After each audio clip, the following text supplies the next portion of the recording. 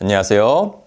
피부과 전문의 심예철입니다. 자, 제가 최근에 이 채취 관련, 샤워 관련 정보를 좀 다뤘었는데 관련해서 꾸준히 들어오는 질문 중에 이런 게 있습니다. 사우나는 노폐물도 빼고 피부에 좋다던데요? 그리고 뭐 때는 밀지 말란 얘기인가요? 그럼 목욕도 하지 마요? 자, 오늘은 바로 이 질문에 대해 말씀드리겠습니다. 제가 지금부터 말씀드리는 거에 먼저 명확하게 좀 정리를 해드리면 이 영상에서 말하는 목욕 있죠, 목욕. 자, 계속 이제 목욕을 말씀드릴 텐데 여기서 말하는 이 목욕은 매일 하는 이러한 샤워를 얘기하는 게 아닙니다. 샤워를 말하는 게 아니고 사우나처럼 조금 높은 온도의 환경에서 좀 땀을 흘리는 높은 온도, 땀을 날 정도, 시간도 좀 길겠죠. 이러한 행위에 대한 이야기입니다. 자, 일단 뜨거운 물로 하는 목욕이나 사우나가 피부에 반복적으로 가해지면 모공에 영향을 줍니다. 온찜질을 하면 모공이 열리고 또 냉찜질을 하면 이 모공이 닫힌다 라는 말을 들어보셨을 것입니다. 자, 또한 뭐 뜨거운 물로 우리가 몸을 좀 불린 후 때를 밀고 찬물로 마무리하면 피부에 좋다라고 알고 있는 분들도 많죠. 자, 하지만 사실은 그 반대입니다. 우리가 막 냉탕과 온탕을 왔다 갔다 하는 이 냉온 교차 있죠. 냉온 교차.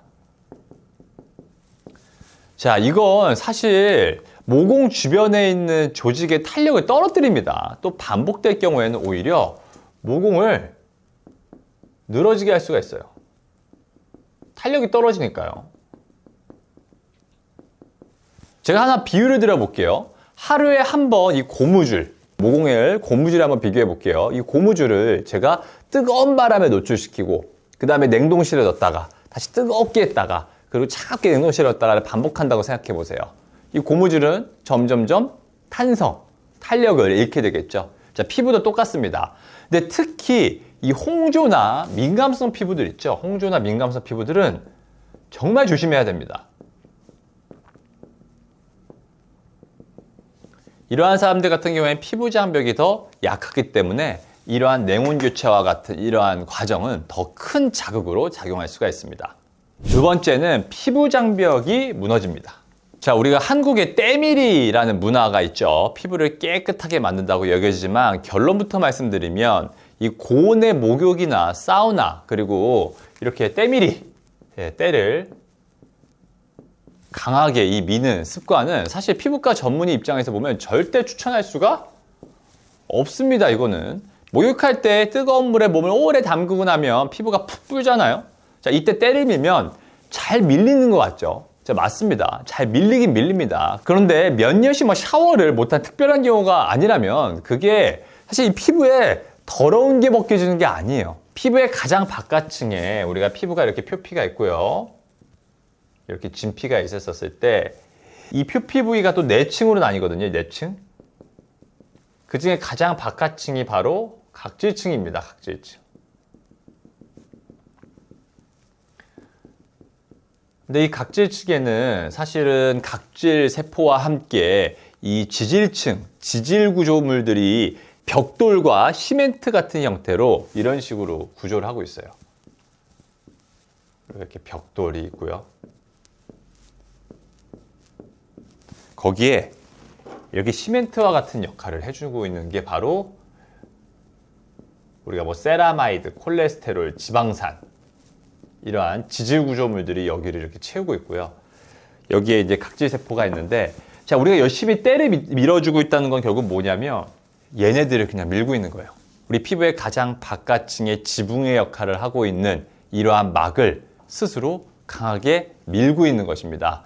자, 그러니까 각질은요, 더러운 게 아니고 피부를 보호해주는 막입니다. 이걸 고온으로 불린 상태에서 강하게 밀어버리면 당연히 장벽이 무너지게 되고, 장벽이 무너지면 그만큼 외부로부터 이렇게 들어와야 될 애들을 원래 막아줘야 되는데 얘네가 안으로 침입이 되겠죠. 그러니까 피부 안쪽에 알러지 반응도 생기고 면역 반응도 더 생기게 되고, 그리고 안에 있는 수분들도 잘 가둬져야 되는데 얘들이 지붕이 손상을 받아 있으니까 어떻게 돼요? 다 수분이 가둬지지가 못하죠. 그러니까 훨씬 속건조함도 심해지게 되고 피부가 예민해지고 또 트러블이 생기는 이러한 악순환이 시작되는 것입니다. 특히 목욕을 잘 안 하고 이렇게 샤워만 하는 경우들, 저도 샤워만 하는데 이 샤워만 하시는 분들도 날씨가 쌀쌀한 환절기가 되면 뜨겁게 샤워나 목욕을 하고 싶죠. 왠지 나가기 싫고 뜨뜻하게. 반대로 여름에는 땀을 많이 흘리니까 충분히 닦아내야 된다고 막 온탕, 냉탕 막 이런 걸 교차 샤워를 하는 경우들도 많이 있는데 결국은 교차 샤워도 안 좋고요. 때미는 것도 피부에 좋지가 않습니다. 세 번째로 어떤 일이 벌어지냐? 체내에 수분이 감소되게 됩니다. 이러한 목욕, 사우나 이런 것들은 체내 수분이 감소되게 되는데 땀이 노폐물을 배출시킨다고 알고 있죠. 그래서 사우나에서 땀을 쭉 빼야지 노폐물이 빠진다 이렇게 말씀하시는 분들 계신데 사실 땀은 물이 99%에다가 소금으로 이루어져 있습니다. 우리가 막 땀에 요소, 막 암모니아와 같은 노폐물들이 아주 많다고 막 생각하시는 분들 계신데 실제로 조사해 본 결과 그것은 미미했고요. 그리고 중금속과 같은 것들은 실제로 사실 측정하기도 힘들 정도로 거의 검출되지 않았습니다. 그러니까 사우나가 이 노폐물이나 독소를 배출한다? 이런 것들은 사실 거의 그런 기능은 작용을 못한다라고 보시면 됩니다. 그럼 원장님, 노폐물 이런 애들은 다 어디서 배출돼요? 노폐물 배출 어디서 해요? 어디서 할까요? 바로 우리가 옛날에 배웠었던 간과 신장에서 하자. 간과 신장에서 합니다. 사우나는 피부의 혈류를 증가시키지만 이렇게 사우나처럼 뜨거운 열을 계속 쬐어줬을 때는 간과 신장이 공급되는 이 혈류는 좀 감소가 되겠죠. 그러니까 소변 배출도 또 감소하게 됩니다. 그러니까 오히려 얘네들이 기능을 제대로 못하게 될 수가 있으니까 사우나를 했었을 때는 오히려 노폐물 처리 기능이 더 떨어진다고 볼 수가 있는 거예요. 근데 우리가 사우나를 하면 원장님 막 기분이 되게 좋고 상쾌해지는 것 같고 막 이런 말씀들 많이 하시죠. 이 기분이 좋아서 가는 것도 있는데 이러한 것은 사실 이제 열로 인한 고통이 가해지게 되면 고통을 좀 줄이기 위해서 우리 몸에서는 이제 베타 엔돌핀이라는 게 분비가 됩니다. 그러니까 사람들이 사우나 받고 이러면 기분이 좋은 거거든요. 조금 답답하고 힘들긴 하지만 기분이 상쾌해지는 느낌. 그리고 이제 열로 인해서 근육이 좀 이완이 되니까 우리가 경직된 근육이 좀 풀어지게 되니까 좋다고 느끼는 거죠. 자, 그래서 많은 사람들이 사우나를 선호하는 건데 실제로 노폐물을 배출시키거나 감소시키는 거에는 기여하는 바가 별로 없다. 오히려 체내의 수분을 감소시키게 된다. 이러한 현상들이 생긴다는 걸 꼭 기억하셔야 됩니다. 그리고 네 번째는요, 우리가 사우나와 목욕을 세트로 하는 경우들이 많아요. 우리가 사실 목욕하시는 분들이 사우나 하시는 분들이 목욕 이렇게 같이 하는 경우가 있는데 이게 참 최악의 세트죠. 최악의 세트. 자, 많은 분들이 사우나를 하고 나와서 뜨거운 물에 몸을 담그고 마지막에 때까지 밀고 나오세요. 자, 그런데 이걸 피부 입장에서 생각해보면 자, 고온으로 모공 자극되고 피부 장벽 손상 받았어요. 땀으로 수분까지 뺏겼어요. 그리고 피부 장벽이 무너졌고 그 상태에서 우리가 마지막에 절정으로 각질까지 뜯어내는 거예요. 피부의 가장 바깥층에 있는 지붕층까지. 그러니까 말 그대로 3단 콤보 한 겁니다. 3단 콤보. 3단 콤보. 삼중고인 셈인 거죠. 설령 사우나로 몸을 데웠다면 그날은 그냥 물로 간단히 샤워만 하고 또 보습을 잘 해주는 게 낫고요. 만약에 때리다 밀어야 되겠다. 그럼 일주일에 한 번도 사실 좀 많습니다. 그리고 실제로 피부에 때가 붙어 있는 게 아니라 대부분 제가 말씀드렸던 정상적인 각질이죠. 그래서 때를 민다고 해서 건강해지는 게 아니라 오히려 피부 보호막만 약해질 수 있다는 점 제가 너무 여러 번 얘기했으니까 꼭 기억해 두셨으면 좋겠고요. 예전 영상을 보시면 때도 우리가 말하는 각질도 피지가 많아서 생기는 각질도 있지만 피부가 건조해서 이렇게 들뜨게 돼서 각질처럼 보이는 것들도 있죠. 자, 이런 것들은 미용적으로 좀 보기가 싫다면 오히려 보습 제품, 앰플 같은 것을 좀 덧발라서 촉촉하게 그 부위를 적셔주는 것을 더 권장해 드립니다.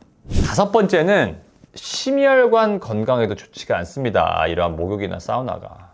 목욕이나 사우나가 피부에만 영향을 주는 게 아니라 이게 사실은 우리가 일반적으로는 혈액순환에도 도움이 되고 교감신경이 활성화되는 등 건강에 좋은 점이 있다고 생각을 하시죠. 그건 맞습니다. 하지만 심장이 약하거나 고혈압, 당뇨 같은 기저질환이 있는 분들에게는 이 고온의 목욕이나 사우나가 오히려 심각한 건강 문제를 일으킬 수가 있습니다. 자, 실제로 일본에서 연간 약 1만 9천 명 정도, 이렇게 1년에 한 1만 9천 명 정도가 목욕 중에 사망을 한다고 하고, 대부분은 이 고온으로 인한 히트쇼크, 이 히트쇼크가 이 원인입니다. 자, 이 숫자는 사실 교통사고 사망자인 2,600명의 5배가 달하는 수치입니다. 일본에서. 이러한 히트쇼크가 뭐냐면요, 급격한 온도 변화로 인해서 혈압이 급상승하거나 급하강하면서 심장이나 뇌에 부담을 주는 현상입니다.